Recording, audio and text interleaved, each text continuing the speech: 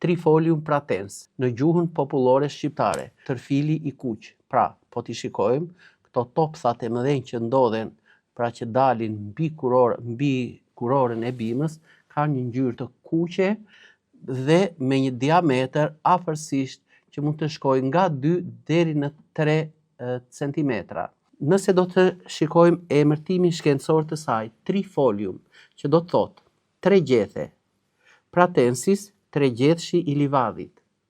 Pra, është një bimë që nëse era do t'i përkund ato fijet e barit në për livade, kjo qëndron mbi to dhe duket sikur është me të vërtet një krenare për veçoritë e saj fitokimike dhe sikur kjo ngrihet plot madhështi edhe për faktin se jo më kot këto tregjethet sikur na japin një harmonizi dhe një ekuilibër në trupin e njeriut.